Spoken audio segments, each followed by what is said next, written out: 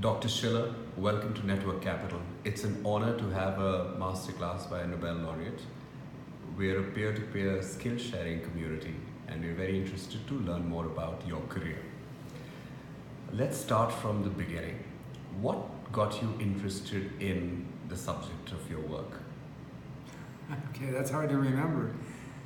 I first got interested in economics, I think, when my older brother came home from college with the Samuelson economics textbook. And I have a tendency to pick up things to read them. And I read Samuelson's textbook. And I thought it got me going. And in school and college, do you remember how life was studying economics?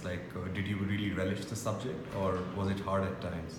Well, of course it was hard at times. Did I relish it? I could have majored in anything. I could be a professor of you name it. I wanted to be a scholar at that age, but I didn't necessarily focus on economics. I thought maybe it was people I met then who impressed me. Economics has been called worldly philosophy. Worldly Philosophers was the title of a book by Heilbronner.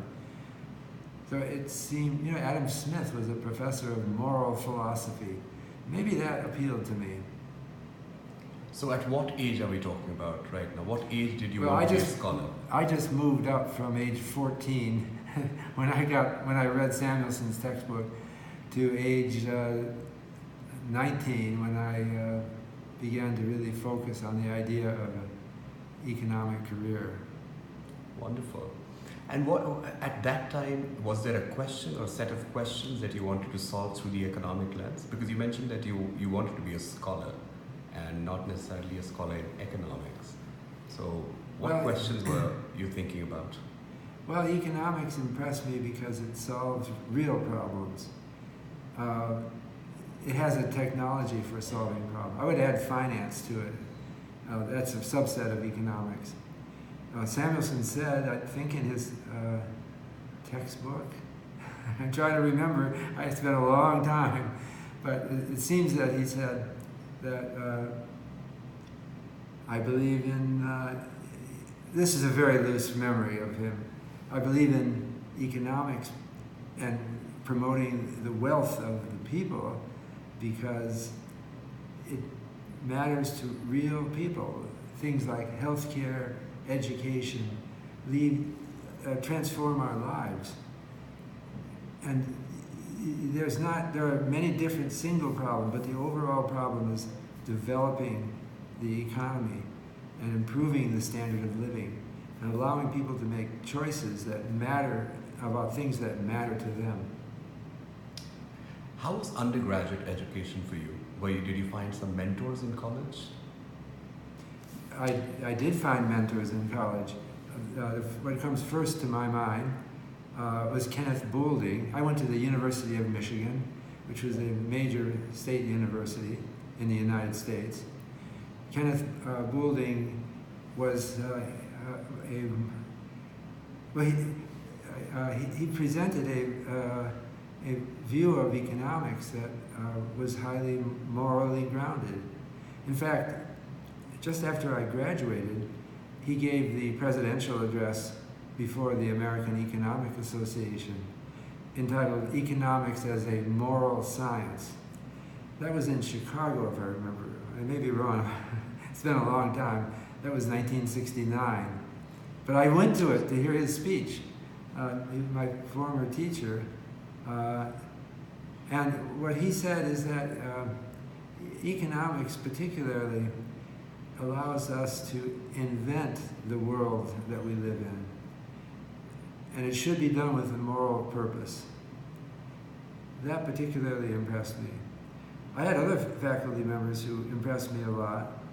One of them was a history professor, Shaw Livermore, who maybe I haven't heard much about him lately, but he gave a course that talked about the Great Depression and why it happened. That it made me think that there are preventable economic problems, but it requires study to know how to do that. That's really interesting. Some people say that history doesn't repeat itself, but it does follow patterns. Do you see that today in economics and finance? Who said that? Do you know? I think Mark Twain. That's I'm what I not was going to sure. guess. Yeah. But I thought Mark Twain said, history doesn't repeat itself, but it rhymes. Yeah. That's Mark Twain. So does economics and finance, do you think it also is repeating itself in some way, or is it rhyming? Well, one of the themes of my most recent book, which will be coming out in September of 2019, is narrative economics. And that many of the successful economic ideas they spread through the public when they're recapsulated as narratives. And these narratives come in and are repeated from time to time. They fade away and they come back. They're recurrent or perennial narratives. And so I think that economic stories have a lot of potential for contagion and may affect our behavior and our sense of purpose in what we do. Tell us more about your Nobel Prize. Why did you get it? What was the subject that you were grappling with? I won the Nobel Prize jointly with two other economists, Lars Peter Hansen and Eugene Fama. The title of our subject was Models of Asset Pricing. So that's one thing that I do, a major component of my work. The Nobel Prize, you have to remember, is a prize for an achievement. It's not a overall life career prize. So all three of us had thought about speculative prices, come to somewhat different conclusions, but I think we shared an intellectual adventure. My input of that was mathematical models of security prices that they particularly emphasized at the awards ceremony. But there were also other aspects of my research that, notably behavioral economics and behavioral finance, that were also mentioned. Could you tell me more about the behavioral aspects of your research? Yeah, well, one thing, I was talking about my own experience as an undergraduate in economics.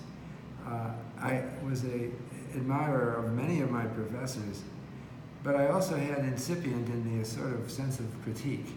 Well, I should mention another professor at the University of Michigan who wrote a book called Economic Psychology that influenced me then. So it goes all the way back to my undergraduate education that I believe that we need to look more broadly at economics than just the hardcore mathematical models. George Katona was my professor who talked about psychology. This led to a revolution in economics that began with Katona, I suppose, but most history of thought. No, it doesn't begin with him either. It's always been there. There's always been economists talking about psychology. I guess I was reacting against a movement afoot in economics that was particularly strong in the second half of the 20th century to pursue abstract mathematical economics. Actually, I had nothing against that, but I didn't want to have that dominate my attention. These models tended to be models of people's rational behavior. It describes people as having a utility function, which describes their objectives, and they never change their mind. They are out there maximizing expected utility. I thought that was a neat theory, but I wasn't going to be entirely constrained by it. I thought that the profession overemphasized its value. So I found comfort in people like Katona, who taught me about psychology. And later on, I worked with Dick Thaler. He and I put together, for 25 years, a sequence of seminars at the National Bureau of Economic Research in the United States that described recent research in psychology and economics. Wonderful. You mentioned that the three of you came to slightly different conclusions, but you enjoyed the intellectual adventure. Tell us more about it. How was it working with two equally gifted people who came to different conclusions but yet enjoyed the adventure? Well, there were interesting moments at the Nobel ceremony. One of them was when they had the three of us on stage together. It seemed like the right moment for us to congratulate each other and not criticize each other. So I was trying to think of how I would praise Eugene Fama, who is the more... Lars Peter Hansen is kind of between the two of us, so neither of us quarreled with him. But between the two extremes, me and Fama, it was kind of a divide. So I had the idea of congratulating Fama on the success of his company called Dimensional Fund Advisors. It's an investment management firm that has outperformed the market. Okay? So I congratulated him on outperforming the market.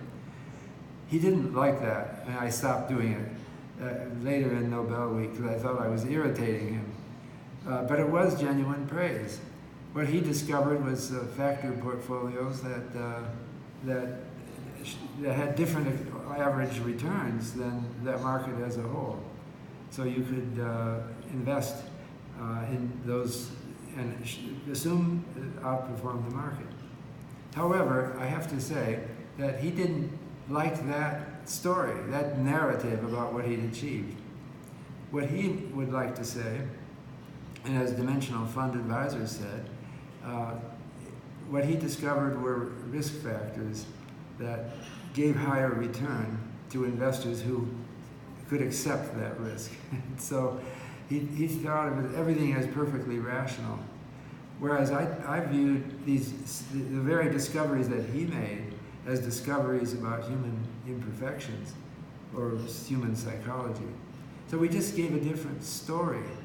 I think during all of Nobel Week, we never really uncovered any important difference that could be resolved by experimental or by research methods. We basically agree on the facts. So how does it actually work? Most of us have not won a Nobel Prize, but three people who came to different conclusions on one subject are awarded a Nobel Prize together. Is that roughly how it works? That has happened before in the Nobel experience. It seems that it may be that the Nobel is hedging its risks and doesn't want to, I don't know, I'm just guessing. Yeah, it sounds a very interesting strategy. They don't know how the research agenda will ultimately come out. But they don't want to wait until it's all finally resolved. Most important research is controversial at first. And they didn't want to miss, I suppose, the opportunity to give a prize for a research that one way or the other will eventually be dominant. And I have to also say that not all of my research would be, in any sense, contrary to Fama's. I did research also that modeled people as having rational decision processes. That's super interesting. Tell us how you found out about your Nobel Prize and how did you feel? What were you doing? Well, okay, for some years my wife set the alarm, turned on the phone in our bedroom on the night that the Nobel Prize was supposed to be announced the following morning. They do it through a phone call. On your cell phone? On our home phone. Well, that's what they did, yeah. But the night before, I was browsing the web. This is 2013. And I was reading The Guardian, and it had my picture, The Guardian newspaper in the UK. And it said, potential Nobel Prize winners. So how did they know? They didn't say that I would win it the next morning. They said a favorite to win it. So I wonder if somehow there was a leak. You know, they didn't know whether it was right, but they had a hunch. So I went to bed that night thinking I might win the Nobel Prize tomorrow morning. So then I was actually leaving on a trip for Phoenix, Arizona for a mathematical finance conference. And so I got up early to prepare for my trip. I was getting out of the shower and the phone rang. And I thought for a moment, oh, I'll just let it ring because it's probably, it was a little later than I thought the Nobel Prize would come, so I didn't expect it. But I picked it up, and sure enough, it was the Nobel Prize. Then I did an unusual step of waking my wife. I almost never would wake her up just for news, but I did this time. And then 15 minutes later, a photographer appeared at our front door. That's when it seemed very real all of a sudden. And then Yale University asked you to accept it, or like, did they ask, do you have to accept Nobel Prize, or what happened? So Yale University swung into action, as any university would do. This is a publicity opportunity for the university. And they called me and said, we want a press conference at 11 a.m. Meanwhile, I'm getting phone calls from various newspapers. I was not really prepared for this. And I had little time to prepare for my talk at the press conference. The day went by really fast. And that was a time that kind of changed my life. And my wife's life. She was happy. What did your wife say when she heard that you won it? I actually don't remember exactly what she said. Something to the effect maybe that she predicted it. Well, I had talked to her the day before about the Guardian article. We were kind of psyched for it. How did you guys meet? What does she do? I met my wife. She's a psychologist. Maybe that's part of my story too. I met Jenny at a folk dance party, an MIT folk dance party on a beach.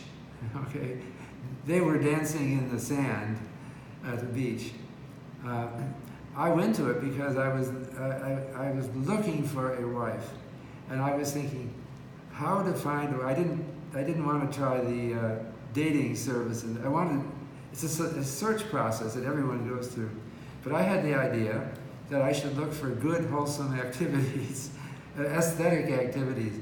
That kind of filters a certain kind of woman who might also be looking for me, and so that's how I found her. I didn't know how to folk dance.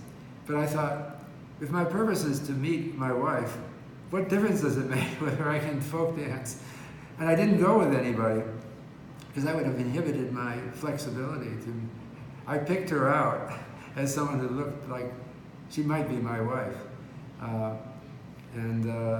Turns out she did accord with my thinking. She was a little bit more into psychology than I was, and influenced me at that point onward. That is such a fascinating story. It's charming, and it shows the power of clarity and purpose in a way. That's right. Tell me something, like these days people are trying to use algorithms to hack finance, algorithms to hack dating, algorithms for hacking anything and everything. What's your view on that? Like, is that a hype, or is that a bubble, or somewhere in between? Well, I don't think it's a hype. There may be bubble aspects to it. Maybe people are expecting it to change our lives sooner than it will. But algorithms make sense. It expands you can react faster with an algorithm. You have to have some theory or some philosophy that underlies your trading. And it's helpful to try to quantify it and make it operational. On the other hand, there's also something to be said for judgmental, active investing. because often history changes in ways that are not measurable in statistical procedures. I'm thinking, people use the confidence index, either the Michigan Consumer Sentiment Index or the Conference Board, or now they're all over the world. OECD has them. They tend to be, the indexes tend to be based on a few questions that are asked the same way over time, and they tabulate the responses to the questions. But I can see a historical basis for those questions. Namely, the confidence indexes began after the Great Depression, during the Great Depression, when George Gallup did some of the first, I think the first questionnaire polls about confidence.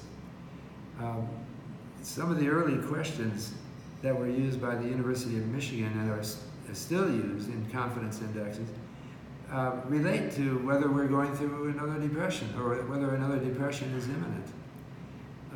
So these questions were invented in respect to some story that had emerged.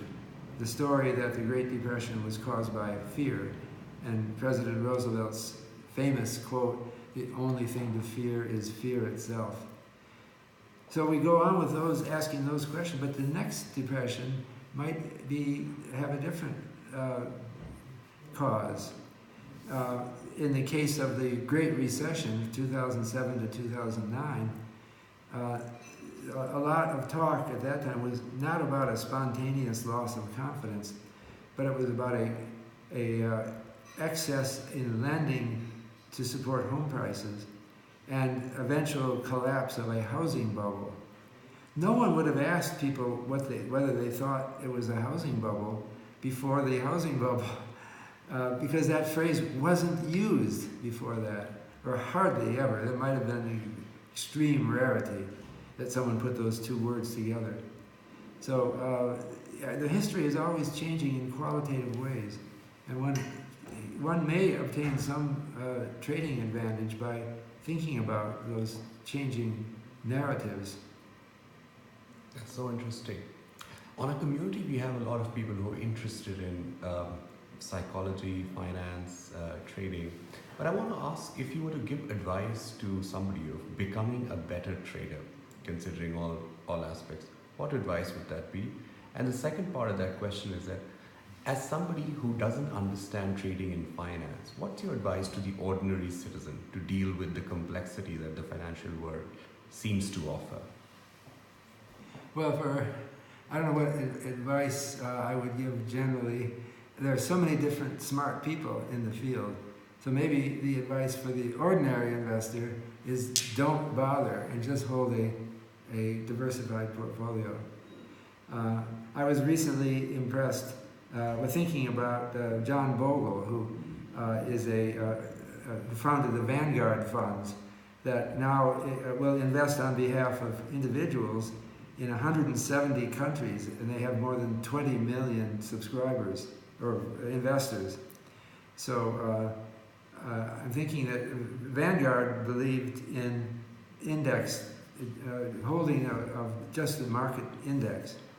And so we associate his name with sensible, broad investing.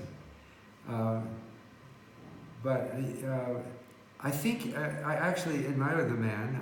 He just died, and maybe we tend to think positively about people at that point in their life history.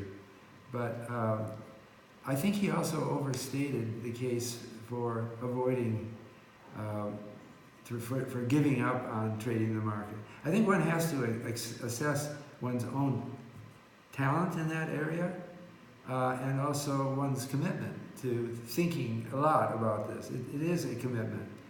And some people who are aspiring poets might be wisely advised, just invest in a broad market portfolio. On the other hand, we can't advise that to everyone, because then market prices would have no mooring. Something has to be deciding the prices of these things.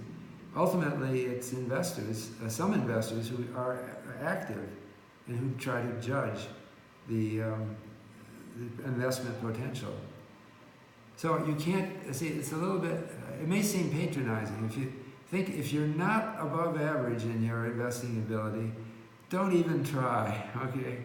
I hate to have to say it like that. It's not just a matter of your intelligence, you have to remember. It's a matter of your interest in the idea. And if you're not interested, don't feel obligated to go in. Thank you very much for sharing. I want to discuss a bit about your learning habits and your productivity techniques. What does, do you have a slotted time for reading or learning new things? Or I want to get a glimpse of how your day looks like on average. Well, this isn't the result of training, it may be just my personality. I think that I have a relatively, my attention jumps. I mentioned how I picked up my brother's textbook in economics and read it.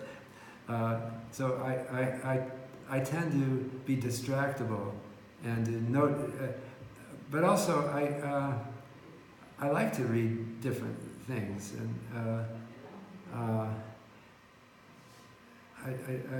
it's my personality. I think young people have to decide on how their personality fits the job that they take.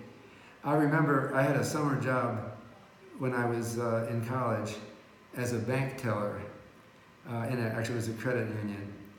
And there was a line would form out my window, and I would have these people coming, one after another. Now, in some sense, I found that nice. I mean, some people were polite and they made jokes.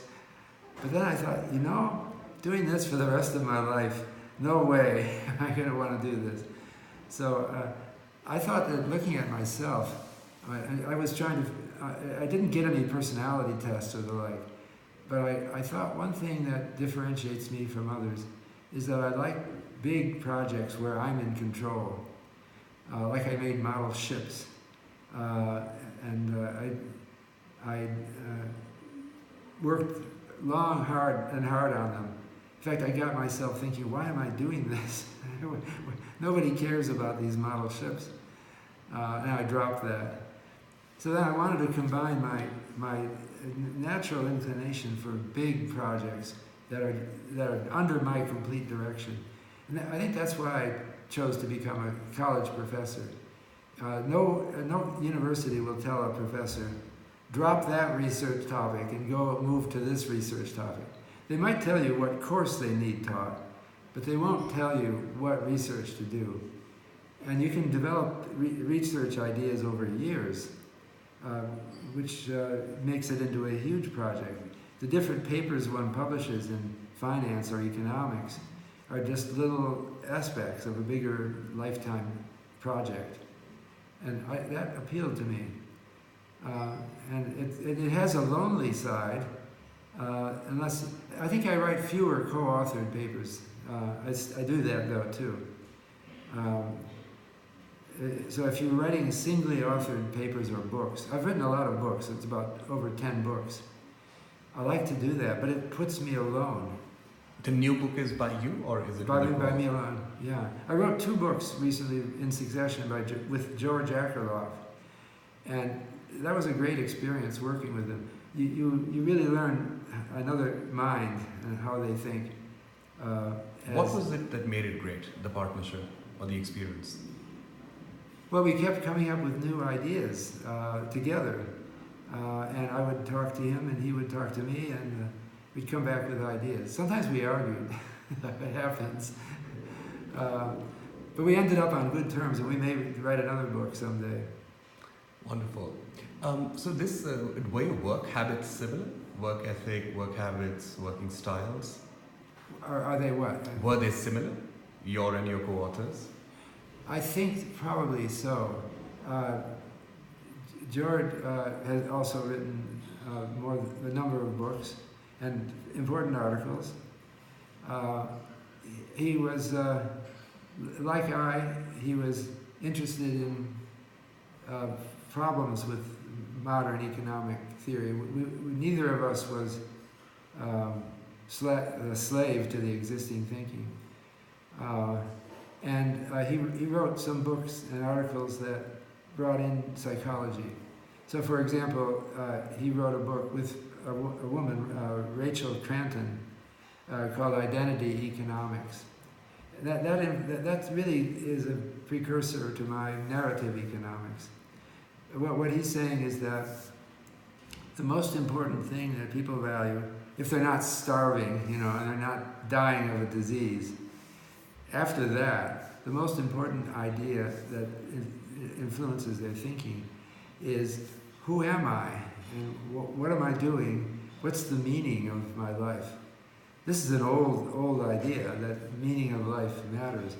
But we were, in one of our recent books, emphasizing the importance of narratives. Everyone has a life story. Even people who you may have a habit of ignoring. The elderly cleaning lady who comes up and empties your wastebaskets. If you got her engaged in conversation, you would find that she thinks of herself as some kind of hero, maybe a family hero or a grandmother. I can't name it, I can't tell you what her narrative is, but she has a narrative about the importance of her life. And it matters. Ultimately, many of economic actions that people take are determined as a source of identity establishment. Fascinating. Universities are going through a change. What trends do you see universities taking? Do you think that universities of the future will look like the universities of the past? Already there are changes afoot in the universities. In fact, right now we're doing a video, by the way. It's related to what I do at my university, but it's in a cyberspace venue. I have an online course on Coursera, or Yale Coursera, on financial markets. And I reach so many more people all over the world. It makes me wonder, why do I still teach ordinary sized classes when I can reach many more people online?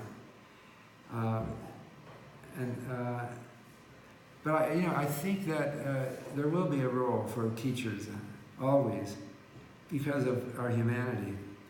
It is that people, it's like the identity issue. You want someone who knows who you are and understands what matters to you and why you are important.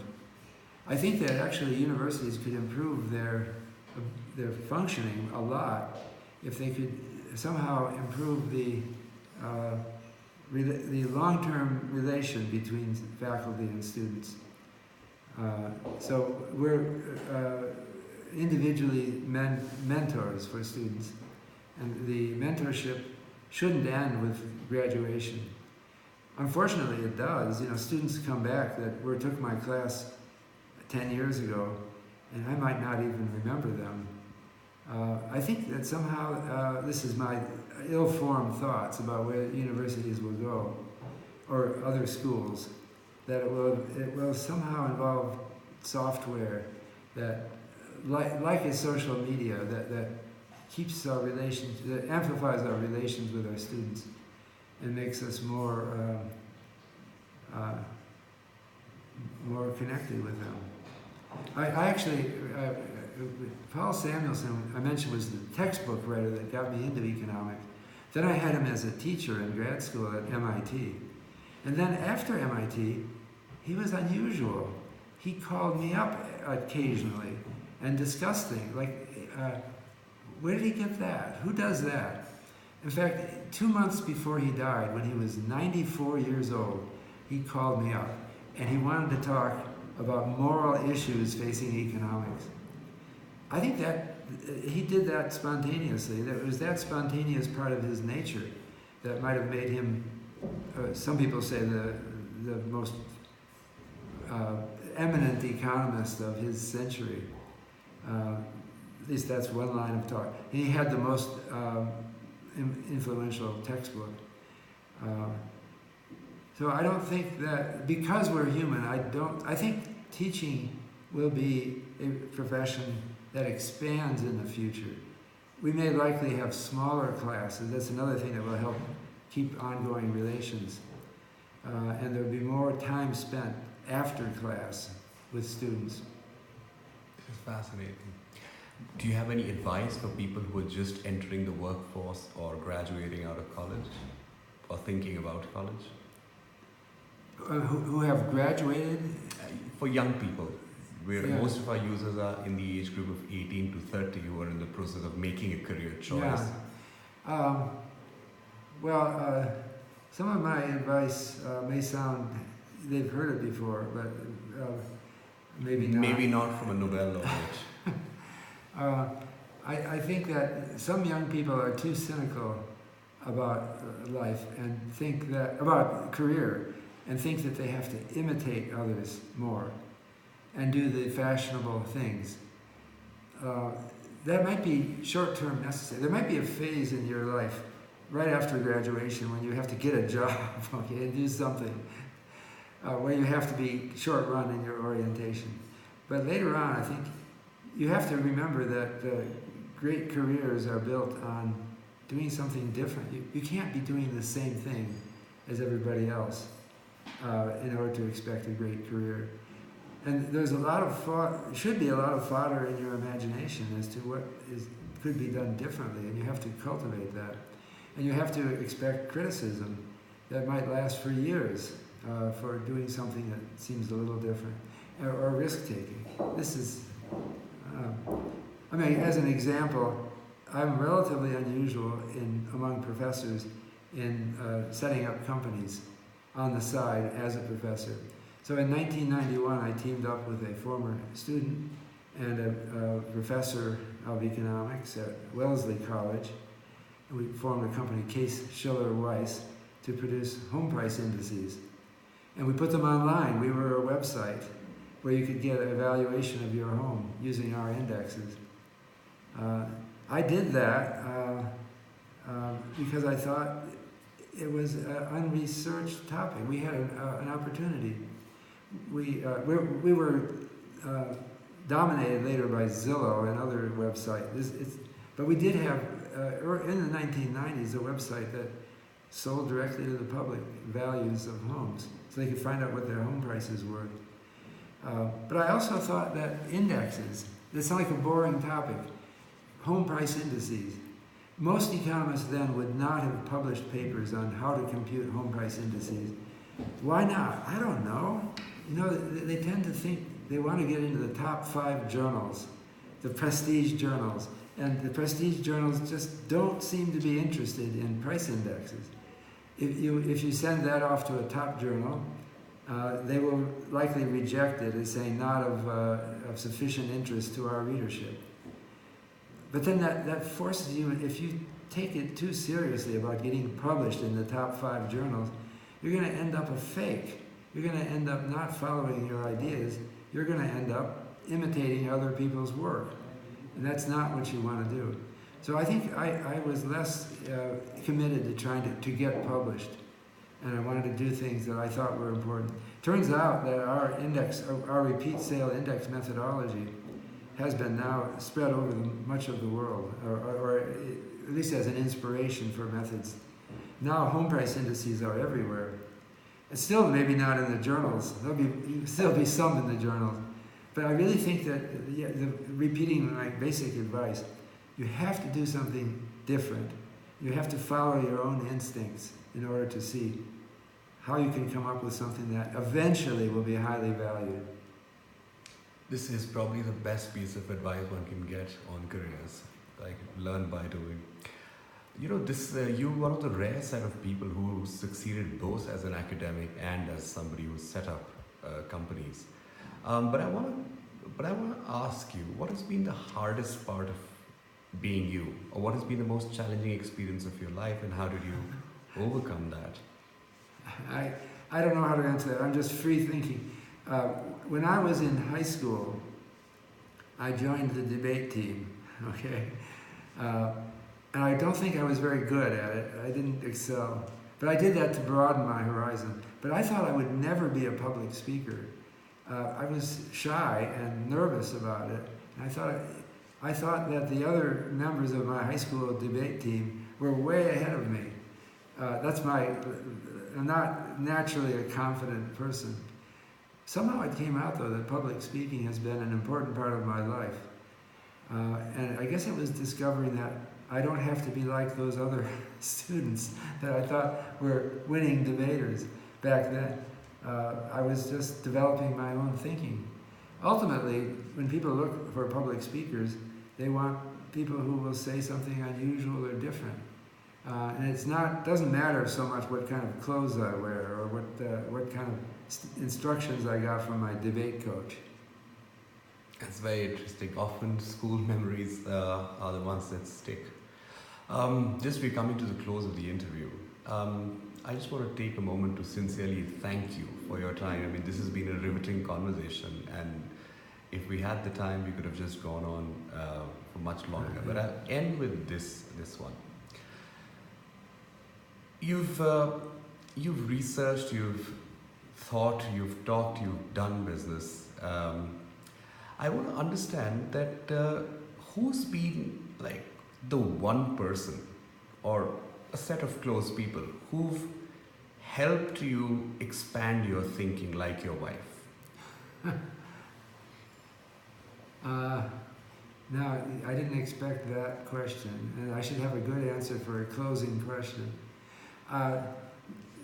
Maybe this won't directly answer your question, but I have to express appreciation to the universities that hired me. It was before Yale, it was Minnesota and Pennsylvania, for allowing me. There is a certain enlightenment at the universities that is about the importance of broad thinking and obtaining information and experiences that are outside of a conventional course. So all of these universities allow you to form a business. They have a limit on how much time you can put outside of the academic. But I liked that encouragement. So it was, I have to be thankful to have had that sort of life that involved me in teaching, but also in the real world. By the way, it's not just business. I also have been writing newspaper columns. I write columns every 6 weeks for the New York Times and every other month for Project Syndicate. That has been a broadening experience for me too. There's another culture, the journalism culture, maybe a separate department at the university, but they shouldn't be separate. We can learn from the journalism department, and we can learn from people who operate in other spaces. Thank you so much. I have so much gratitude to express. I really appreciate it. This interview will go out to thousands of people around the world, and they'll be able to hopefully make more informed career choices. Thanks so much for the inspiration.